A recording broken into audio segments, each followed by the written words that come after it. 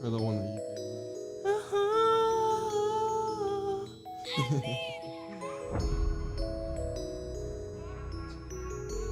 Este pinche celular no vale pa' pura verga.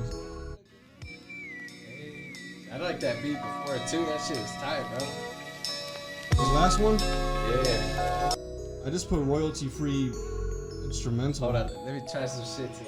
Rolling in the hoopty, I be loaded with a hoochie. I be focused on my moves, he's always noticed by the groupies. These ghosts is looking for me, show me what I be hoping. I'm choking on chips and 40s while holding on Vicks. I'm smoking more spliffs than the homies' whole fist. I just wanna know if y'all gon' really be here with me when I be traveling coast to coast and show to show. Moving flows like Baby Yoda, moving rocks with that force. Prove to y'all I'm a force to be reckoned with. This mic I'm celibate unless I'm getting head and whips. I get attention deficit, yo where's my medicine? They talking riddling, talking pens with inked up tips. Don't trip, I'm finna let my brother Max spit. Shouting out to all my day ones, BBQing, bumping oldies and the old Theos getting drunk. It's that vibe, Chicano life, them 6'4s and highness, having good times, making that block bump, two-stepping whoever. And I'm just saying I ain't had enough. That's right, it's like pretty much the same fucking tempo. Welcome to the show, ladies and fucking gentlemen. For the fucking 50 listeners we got, we're fucking back. We're fucking back. I thought about doing this a couple times because I'm in my fucking apartment and I'm pretty sure my neighbors are like going on and like, what the fuck's this guy doing? Was he talking so loud? Hey, but fuck them. This guy upstairs walks too loud. This guy downstairs, I don't hear him much. He's cool. I thought the one upstairs was that girl that walks her dog outside. Ah, she got a fatty. It might be her. It might be her. All right, ladies and gentlemen, we got a household name. Mac Doobie or Mac Skully, whatever you're fucking reborn as It's now. Skully. And I'll let him introduce the next guest. I got with me my cousin, Wicked J 303. Just fucking rocked the house at what's that place called? Herman's Hideaway? Herman's Hideaway? Island 45. Yeah. Oh, Island 45. The fuck did I say? Isn't that, I don't know. I'm thinking of another place, obviously. But yeah, he rocked this show. King ISO was headlining. Apparently, he was pretty pissed that he made it late to the stage. Who the fuck's King ISO? He's a strange music signed artist. He's signed on the strange like Tech Nine's label. Does he rap kind of like Tech Nine? Yeah, he's pretty sick. That's fucking dope. Yeah, he's tight. I didn't stick around to see that because we had to pick up Jay from work and stuff. I literally just went to see my cousin. But it was pretty badass. I saw a couple of the acts before my cousin went on. But it was dope. A good time. Yeah, I remember you were telling me, like, I'm going to stay long, but he's going to stay long. Once he gets there, it's over. Yeah, well, my brother, too. My brother doesn't like leaving the, boys alone too long and stuff, unless, like, my parents really aren't doing shit. But they were tired that weekend. Yeah, we thought we were just going to get there to see you go right on. And, yeah, we had to wait just a minute. But it was pretty cool. Yeah. How was you guys? Did you guys watch the fucking Super Bowl? What'd you think of Thomas Brady, bro? Thomas fucking Brady. Hey, I love it. I honestly think he's one of the greatest of all time, honestly. He's a fucking, in football at least. I love Peyton Manning. That's honestly my favorite quarterback, but I can't lie. Tom Brady's just got the fucking rings to prove it. Dude, he needs to get like a fucking Thanos glove for all his fucking rings. All right. So we couldn't get the cameras going, but we've heard Manny's story of why and how he started his music business or just career. I'm going to ask you a couple simple questions. All right, brother. Sounds good, man. So we all have a struggle. Everybody has a different struggle. It could be whether you have a fucking cokehead father, or it could be that you're fucking Jewish and your parents want you to have straight A's, but you want to spend your bar mitzvah money on some rap equipment. So what's your struggle, friend? Like Lil Dicky? Yeah, exactly. Well, I would say, man, like, I think a struggle is like it's a blessing, and a curse. But like, man, like I grew up with music. My dad used to play in like a worship team at church, so I kind of, as even like a toddler, bro, like I was always around music. And then started getting into music in school, and I started learning how to play drums and like reading music and stuff, And then I always been a fan of hip hop and listening to like old school 90s hip hop since I was like a little kid. So like, I'd always rap along, and I didn't really get into rapping like till. Do you remember the first CD you bought? I remember mine. Damn, what was your first? It was a C Murder CD and a Big Timer CD. I bought 2. That's fucking Oh, snap. the All one right. with, All right. the one with the gator boots. I think it's the one with that. It had number 1 Stunner on there. Oh, yeah. yep. Yeah, man. I didn't actually buy CDs, bro. I was like pirating off of LimeWire back at that time. Oh yeah, dude. Fucking, we all used to use that. Or no, we didn't. In the audio, no, we didn't. None of us used that. Yeah. I honestly think we're just a little bit older than my cousin John, cause I used to get shit off of LimeWire too, but right before LimeWire popped off was the time that like I was buying CDs, cause yeah, like my first CD I probably bought was I think it was like Slim Shady LP or a Blink 182 album. Oh, Blink 182. Hey, I fucking love Blink 182. Yeah, they sing "Carry Me Home," right? Yeah, dude, that's like the shit. either way, I think it was the Slim Shady LP, and my dad fucking broke it. He broke it. He fucking snapped it in half. I got home one day, and he had on my Sony CD Walkman player. He had the headphones on, and like I walked through the door, and he just gives me like the dirtiest look, and he's like, he takes them off, and he's like, ¿Qué estás escuchando? And like it was Eminem's fucking CD. I don't remember what exact track he was listening to, but I think it was the one with D12 where he's like, if you don't like my shit, then you could suck my dick. And like my dad's just there like, fuck, like, and he fucking took it out and snapped it in half, and I was like, I paid for that. I was like, I actually bought that. I was like, I bought it from the Swami, the flea market out there. It was sad times. Yeah, man. I think the first album I got was it was Tech Nine's Angelic, like his first one that he released on like. What songs were on there? I don't remember his discography too much. It was like This Ring. Oh, I love that. I love that track. They had what was it? Yeah, This Ring. They had let's see. There's a few of them on there. There's like God Complex. That was another good one. So I used to start listening to him like when Riot Maker came out. Oh yeah, the Ever Ready album. Yeah, man, 2005, bro. Yep. He's got his own style. It's pretty dope. I like it. Yeah, it's a dope collection, man. Yeah. Murderers. Yeah. Hell yeah. So I guess I can ask both of you this because I kind of have this dilemma inside of me when it comes to podcasting. Or I guess this is new, so it might not be the same, but like, do both your parents know you like making music? Oh yeah. And we all come from the same style of like old school parent, right? So when they heard that I'm doing it, que está grabándose en radio, you know, like what the fuck's he doing? Like, did y'all ever have that? Like, when like was that part of like, was that ever a roadblock in your guys' pathway of like, fuck, like what are they gonna think or some shit? Not necessarily just your parents, or just people judging you on what you want to do. Yeah, I mean, yeah, dude, like. The biggest thing for me, man, was like people around me were like, "Oh, cool, he want to be a rapper." You know, everybody wants to be a rapper, man. You know, and I think the biggest thing is also like my biggest like drive and like motivation is to prove the people wrong that like I'm gonna actually make this shit happen. Yeah, fuck those guys. You know, even like my parents are like, you should find like a different career in case it doesn't work out. And it's like, to me, it's like if you're gonna do something like.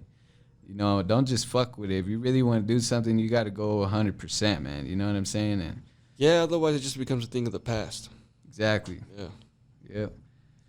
It's like what the fuck's that saying? It's like you don't do something with the intention with like of failing. Like otherwise you're gonna fucking fail. Like you don't try to do something. You fucking do. You do it. You like trying implies you're gonna fucking fail. Like you don't say I'm gonna try to do something. You're like I'm gonna fucking do it. See, so look, so when I make these, like, dude, I don't have the intention of becoming like a fucking famous podcaster. I just like having conversations with people, and like I go back and listen to my podcasts, and sometimes I have a laugh. Like it's just fucking, it's good memories to have. Like even when you're old, to go back and listen to this shit. Oh yeah, that'd be awesome.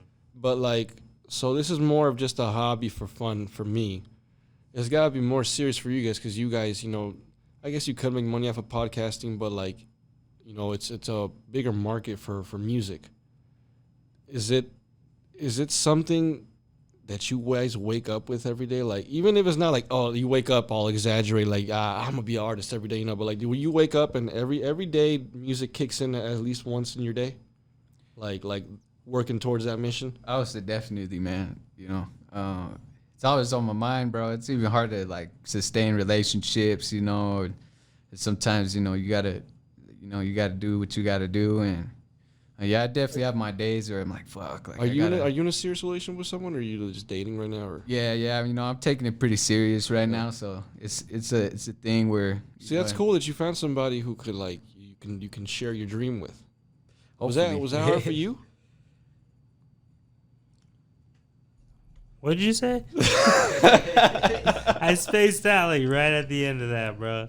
I was thinking of some. I was thinking of some stuff. I was saying, what the fuck was I asking you? No, I fucking forgot what I was asking you. Oh yeah. Was it hard for you to like get in sync with Jay about that, or was that first?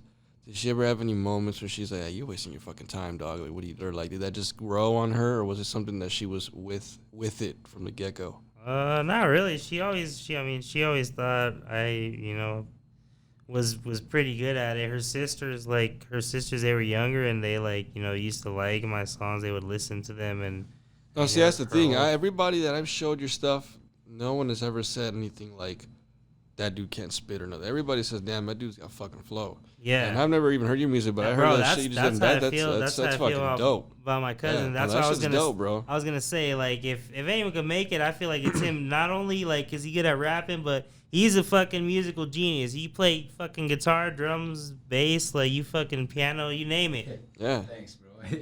Like, oh, that's he's fucking awesome, fucking, dude. He's got music in his fucking veins. Yeah. I'm honestly like past the point where like being an artist, I could take it or leave it. I want to learn more of like video editing and shooting, and like I want to help him make his video. I kind of just want to get into more production and stuff aspects of it. I'll still like, you know, spit shit on the side, like, cause I'm good at it. When did you start doing that? Like, when was the moment, or what age do you remember it being the moment where you're like, I could probably try to pursue this as like a career or something, you know, something that benefits me?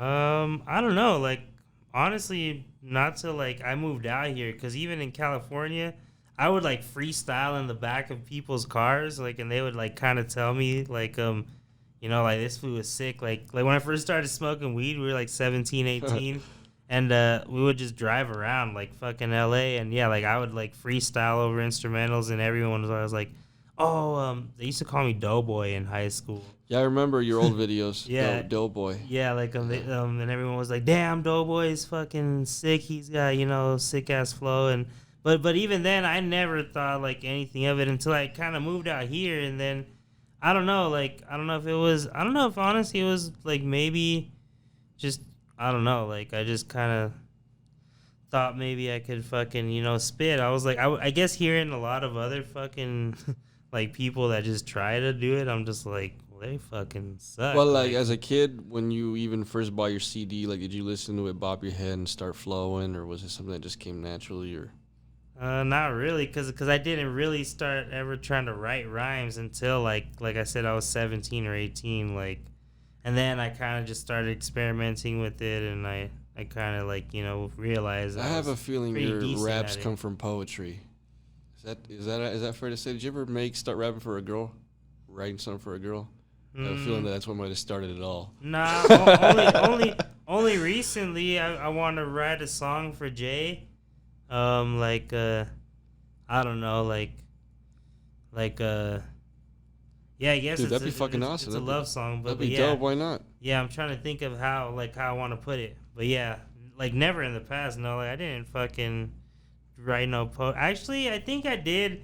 Maybe when I was like in 4th or 5th grade. I think I had like a fucking like crush on some chick in a class, and I think I simped out and like said some little poetry like on a poetry day, like and everyone knew, like, you know, they were like ooh, because they all knew it was implied to that one specific chick. Dude, those moments are awesome. See, I wasn't that fucking brave. On a Valentine's Day, and like in the 4th grade, I remember I liked this girl named Cassandra Sanchez, and what I did is I bought her this chocolate rose, but I wasn't man enough to like give it to her in front of everybody. So like you know had how one when of you were your a kid, homies give it to her. nah. You remember like when you were a kid, they had those racks where you would like hang your backpacks and your Oh, yeah. lunchbox. Not your lunchboxes. Fourth grade, you didn't have no lunchboxes anymore. But so I went and I knew which one was her backpack, because her backpack was next to mine, because we were fucking with each other, you know. And I put the rose in her backpack, and then that's when I told her, hey, go check it out. Like, you know, like I splurged on you with a little. That's smooth, bro. Yeah. And then one day she fucking dumped me, and it was random. I don't know why. I bought her this necklace that was a half Tweety, half in the cat that's always trying to get Tweety. Oh, snap. But I heard some of the girls that told me, hey, like, yo, Cassandra's gonna break up with you at the end of class. Like, just wait, dog. Oh, man. And I thought they were bullshitting.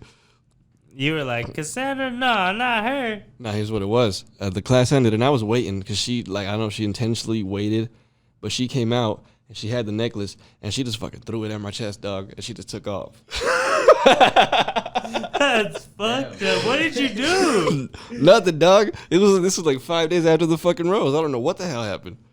Nah, you must have done something. You were probably trying to mac on her friend, or you tried in the past, and maybe maybe they were like, hey, Cassandra, that motherfucker, he tried to hit on me or something. I tried getting at her again, like our junior year, but she told me the most fucking horrible thing I can tell you is I see you as a brother. Oh. Yeah. And you never asked her why. She just fucking threw the thing. She's gonna hear this and be like, "Ay, Chris, I hope she does hear it. It'd be funny to talk about it. I don't know why the fuck she threw it at me. por qué andas fucking?" But then I got back at her. I got with this other chick named Mandy. Mandy was taller. That's about all she had on her, but I don't know. It was tough times as a kid. What, you remember your first childhood friend in school? Mine was a little black kid named Keyshawn. My first, I don't remember like my first like, but I remember like my closest friend. Probably I met him around like kindergarten. I didn't go to preschool, so that was my first year, like kindergarten. And he's my friend Kevin Somoza. You still talk to him? Yeah, I still talk to him. Like, I mean, at least once or twice a year. Maybe not as often as we should, but he's he's been probably my longest friend that I've had. He's his parents are also Salvadorian, I believe. His dad passed away a few years ago. I sadly learned. Oh shit! But I used to always be over there at their house, and he was honestly they had a sick ass house. Like I'm pretty sure that his parents still live in the same house, but they had the one of the deepest pools. They custom made the pool in their backyard. His parents made the backyard like pretty much like his own little jungle place. Like he had a house, like a little like kind of shed filled with toys, and then there's a pool, and that shit was 12 feet deep, bro. Like that's the deepest house pool I've ever been 12 in. feet. Yeah, like it was hella deep. We used to play with these fucking torpedoes that dude had and throw them under the water at each other. That's pretty cool. That must have been fucking heavy. You could throw them under the water. They're made for water. They're little torpedoes that are kind of like rubber, but they float. Oh, yeah. Like you can. They're made for underwater. They're like water toys. They're pretty cool. You fucking throw them and they like actually fucking just fly under the water. Huh. That's fucking weird. Yeah, they're pretty cool. Yeah, I remember I learned a lot about black culture even at a young age because of Keyshawn, dude. I met like his brothers and his sisters. And they got a culture. Oh, yeah. Yeah. Or we used to argue as kids about who's because his mom was a Michael Jackson fan, like according to him, die hard. And my uncle was the one who got me into Michael Jackson. And we would argue about who's either her mom or my uncle were the biggest fan. He would make up these fucking lies, like bullshit lies. Like, my mom got the sequin glove and it's signed by that nigga. Like, I like you bullshit. She's like, she went to all his concerts. And I was like, dog, you can't even go to the field trips because you ain't got money for the field trips. You tell me your mom went to go see Michael Jackson. I don't think so. my mom actually met some celebrities. She used to work at the Beverly Hills Hotel. I don't remember if the one in Beverly Hills. Like, well, obviously, yeah, but the one right. I'm guessing is still in the same place. Yeah, like the famous Beverly Hills Hotel. She was a housekeeper. I remember going with my dad to like drop her off and pick her up. And we used to go like it was like late nights, you know, like I would be sleeping in the back seat. We used to live like in fucking Inglewood, so it was a drive to get out there. But I can't remember if she met Pamela Anderson or I like seen her at least, but I know for a fact she met BB King, and he left like a pin in the hotel room. I don't know if he did that intentionally, because you know, like I don't feel like he would have left that accidentally. It was a pin with the guitar that said BB King. You know, like I feel like he has tons of those, and he probably just leaves them in places. Maybe like he's like let me make someone's day. Let me do a little advertising here. That's what I think it was. But it's a cool pin. She still has it to this day. It's got like the guitar on it. It says BB King, and that's yeah, crazy. Like she cleaned his room and I can't remember. I think she found a watch from. I'll have to ask her again. But she found a watch after they cleaned some other famous dude's room. That's fucking crazy that your mom used to work there. I always stay there when I go to California now because it's like down the street from my eye doctor. Yeah, I was gonna say your eye doctor's in Beverly Hills, huh? I remember you telling me. That's crazy. It's still a pretty badass hotel. Yeah, I remember going there a few times, but I never stayed there. So, there's got to be a flashback moment. I'll remember seeing you grow up when we were little. So you used to, if you were at all the parties, I'm sure, because I used to be at all of them too. So there's you knew TJ and everybody, I'm guessing, obviously, right? Yeah. Yeah, there's got to be a moment I just can't remember. Yeah, no, I'm sure, because I remember, you know, you guys would, because we were a little younger, you know, so you guys would go chill outside and do whatever, you know, just go hang out, and then we'd have to stay behind, you know. Yeah. So I remember, like Jack's like, yeah, I'm going to go chill with the homie, you know, and then everybody dips. And so were you like the age of, what is your cousin's name that dyed his hair green for a while? Luis. Were you like his age? Oh, yeah. Me and Luis are like 3 months, I'm 3 months older. Oh, okay. Oh, yeah. Then I probably did see you, and I just don't remember. Yeah. No, that we probably did run into each other a lot. That's fucking crazy. You still talk to Jack a lot? Oh yeah, man. He's actually helping us video edit this new music video we're working on for this track called Essential. It's a track I opened up with in a show I had at Island 45. Yeah. So I'm pretty excited, man. I know, you know, like just having a team makes it a lot easier to just coordinate and you know, really start making some money, you know. Yeah. You start to generate revenue off of shows like this already? Somewhat. I mean, some shows, yeah, I get paid from. Some of them are pay to play, like you have to pay for a slot and sell a certain amount of tickets. That's more when you're trying to promote yourself, yeah. I mean, that's what the game's about, I would say, but I'm guessing, yeah, you gotta make a sacrifice, pay for a spot, huh? Yeah, but I'm steering away from that now, man. You know, like now I think it's time to, like, you know, people tell me like, know your worth, bro, know your worth all the time, you know, and like, I mean, I did pretty good and everybody was saying, man, like you should have headlined that shit. You know, King ISO, obviously, you know, big artist, so yeah, man, like I have a lot to offer, you know, and I know that. No, that's that was the first time I ever heard you. That was fucking dope. Like, thank you, bro. You just naturally got it, like you said. I didn't have to adjust no audio or nothing. You adjusted yourself. That shit was dope. And that was a rap. That was a beat you never even heard. Yeah, bro. I've been in my creative process the last couple of days, man. I'm working on this collab with this. She's like I think she's a Puerto Rican artist. I think she lives here in Denver, but her name is Catria, and she's like a Latin singer. She has like her own music and stuff. And a buddy of mine made a beat, and he was like, "Hey, man, do you guys want to do a collab?" You know. So I've been pretty busy just trying to work with people, man, and you know, I think it's a good way to. That's how it should be, you know. Yeah, just get your stuff out there. Yeah. No, that's really dope, dude. I mean, I think it's dope to always have a dream, you know. People, it sounds cliche. You say it like when you hear on movies and shit, like life is pointless without a dream, but you do need some kind of dream, you know. Yeah, man, for sure, bro. Yeah. I mean, that you gotta have something to wake up to. I mean, maybe that's why those rich fucks who don't have anything to do fucking kill themselves. Yeah, man, that shit's crazy. That's a whole other lane, dude. I don't understand that. I don't know. I guess mental illness is real, huh? Yeah. Yeah, it's pretty sad. My dad's friend killed himself recently. Remember? I think I told you about that.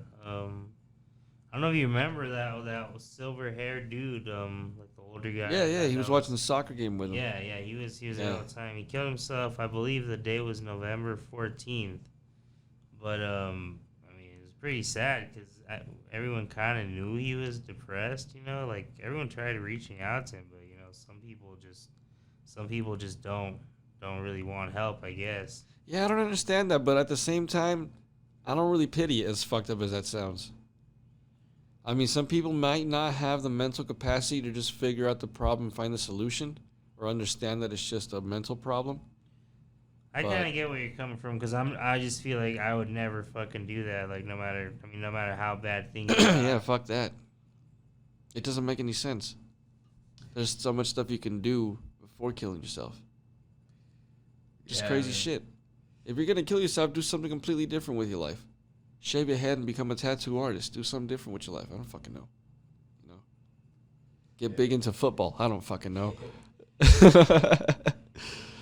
I don't know why I got into that part, but what the fuck? Oh yeah, what were we talking about? Sometimes I like impulsively think of like shaving my head, and I don't want to, but I'm just like something like fuck. So, this is a random question, but like something that I like is like stand-up comedy, and there's like just a saying in comedy that like most of the best comedians are fucked up on the inside. They got something going on. Do you think that might have anything to do with music at all? Not that they're fucked up, but that you have to have some kind of history or experience in life to be able to project something interesting into your art? I think personally speaking, man, like, yeah, I agree with that because, you know, there's a thing in music where, like, you know, you can tell when somebody's, like, performing and they're not feeling their music, you know, they don't have that emotion, like, or you talk about things that you haven't experienced. It's like, even, like, recording, you know, it's like, when you do it, it's got to come from the heart. Yeah. No, you can definitely tell. Yeah. Some of the best songs that last over in history are the ones that I think have that in them, like some part of the artist in them. But I don't know. Maybe I'm just full of shit now. Nah, I get what John's talking about too, cause you lived in California for a while too, didn't you guys? Like for. Well, my parents are from Cali. My brother was born in Compton. And so it was during the 80s, late 80s. So, you know, it was really dangerous, you know. And so they're like, man, we need to get out of here. So they moved to Denver. And then I was born here, and actually up here in Northglenn, like 97. So I've been here, but most of our family's from California, and that's kind of how we met. You know, like I went to go visit Manny back in the day when I was like 12. Yeah. And I think that was like, it wasn't the first time I met him, but it was like, you know, because I was older, so it's like, oh, okay, cool, like y'all are family, you know, like, all right, you know. So pretty much most of our family's from Cali and moved here to try to start a better life and stuff. California's dope, but if you're like even in the median class, dude, it's hard. It's a rough lifestyle up there. Yeah, it's getting like that here too, man. Yeah, it's crazy. Well, I mean, I don't really. I guess I see it on the news. You don't hear it too much, but has been a lot of gang violence lately too. Oh yeah, actually, there was I don't know, word on the streets. Have you ever heard of I think it's FPB Mo? He's a local Denver rapper. He's from the West Side. And if people don't know where that's at, it's like South Federal, you know, by Alameda and all that. There was a shooting back in like, it was a few months. It was back in the summer, you know, and like there was like a video went viral. This dude yeah, that dude. They were like, you could see like his head, like the blood coming out of his head. Yeah, so at least in the West Side, there's been a war going on between, you know, those two cliques and stuff. So yeah, I was gonna tell you about that too. I heard about that one. Yeah, there was apparently like a drive-by at one of the candle lightings for, I don't know, obviously opposites, right? But they got the guys who were mourning someone's death got shot up, even like little kids, ladies, and yeah, bro. Like, people think Denver don't get down. Like, they get fucking down, bro. It's you know, it's, there's some rough parts. Some rough parts, yeah. I mean, I never. The fucking worst thing I ever saw growing up when it came to that was like Village 88, where we used to go buy weed. Yeah, even I went there to buy weed a few times. That shit was scary, man. I didn't like going there. I was a fucking brittle ass little skinny kid. I was gonna get my ass kicked quick. Like you had asked though, like about, I mean, the music just being part of past experience and stuff. Yeah, like that brings me back to just kind of like being from California. Like I feel like, I mean, just the way I rap or my music and stuff is just from like kind of just the shit I grew up on, or like, you know, the shit I experienced like living out there. So yeah, I mean, I think that definitely has a big part to play with it. Yeah, I mean, you never tried anything crazy, like just fucking trying to get like some, like what seems to be popular now is people who can get a rise out of people, like with attention. You guys never thought of that? Like just maybe just make a fucking ton of verses talking shit about Eminem and Drake till one of them gets your attention? Yeah, it's crossed my mind, but I respect anyone. Look, I respect Just talk anyone. shit about 50 Cent for no fucking reason. Hey, if anyone deserves it, it's him. He's like the biggest fucking Instagram troll. Like that motherfucker bullies and picks on everyone. Oh, there you go. That's the guy we need to target. Yeah, 6ix9ine is a big example, man. Like as much as people hate him, he didn't even get big till he made a video of like him getting head and shit, and it was like outrageous. I'd gladly roast 6ix9ine though. You know, 6ix9ine, he's not I don't think he's talented himself. I don't think he's got a whole lot of artistry, like when it comes to rapping, but his music's kind of catchy. I'm not gonna lie. Yeah, that's that mainstream, bro. Them beats, bro. Dude, when I listen to that, I like the one he did with Nicki Minaj. That what the fuck's that song called? Where they're like Trolls? all rainbowed out or something. Yeah, the Trolls. That's a pretty good song. no, he's got some catchy tunes, dude. His rapping ain't bad. It's different. I thought of speaking of like actually what you said, like dissing and verses or stuff. Like I wouldn't say anything directly about him, but I did think of like I'm still might do it in some kind of music video. I have like Val has this like unicorn that like has like rainbow hair, and like it clearly looks like it could be 6ix9ine. And I was thinking of it in a video, at least in one frame, like or something, like either stomping it out or like. Dude, if 6ix9ine makes a fucking video talking back about you, that's it. You made it. That's what I'm saying. Like if it were even to go viral or like catch his attention, he'd probably be like, this motherfucker. He'd be dancing around Denver like, you know, like he comes to Denver just to fucking to fight you. Chicago. Oh, I fucking wish, bro. I'd fucking knock his stupid fucking grill out of his teeth. We've been boxing. Chris knows my fucking stamina's gone up. Oh, it's gone up, bro. You think I can't take 6ix9ine? I think you got him. Daniel Hernandez? You fucking serious? I think you got him. That's the way you just grab him by the hair, bro. I think it's pretty easy. Just las pinches greñas and he's done. There you go. By the hair and give him a fucking knee. Yeah, I can already hear him bitching about, let go of my hair, fuck him. There's no reason to hate him. He's the only person. Never get a hand on him with his 4 or 5 300 plus bodyguards he keeps around him at all fucking times. He's the only person that I know of that got away with snitching. Everybody's cool about it. Megan apparently is snitching on Tory Lanez, and people don't really care either. Megan Thee Stallion. Yeah, when they were making the memes of 6ix9ine snitching, those are really funny. I appreciated those. Honestly, people are only okay with it because they couldn't get their hands on him. Like I said, he was scared about it. If he had no protection, if he was like, going to shows and doing all the like shit as an artist still, he would have got fucked up. Like I think. Like, all right. But yeah, I mean, I think you got 6ix9ine when it comes to a one-on-one. I think I could fuck up Soulja Boy. I don't know, man. I hit you with that Superman. Drake. Honestly, I think you could too. You're pretty fucking ripped, man. You're pretty swole up. I've seen you hitting the fucking bag.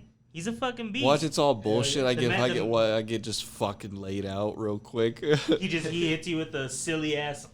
And you're just like, oh, chinga. I start fucking shaking on the ground. Just like he fucking knocks me the fuck out. Oh, man. You know that when the fucking UFC referees, they grat you? Like, there's this dude, Dan Mergliata. When he wakes up, the guys who got knocked out, it's the funniest thing, is imagine getting knocked out, and then this dude, when you wake up, he's holding the back of your head, and he says, you're okay, baby. You're okay. That's what he tells him every time. Listen to it. Except you ever see if it's him, he goes, "You're okay, baby. You're okay, baby." And he like fucking pats him on the chest. He's like, "You're okay, baby." Sick bastard probably gets off on that. He's like, "Oh, another knockout." He's like, yes. He's like, "You're okay, baby." Oh shit. Oh man.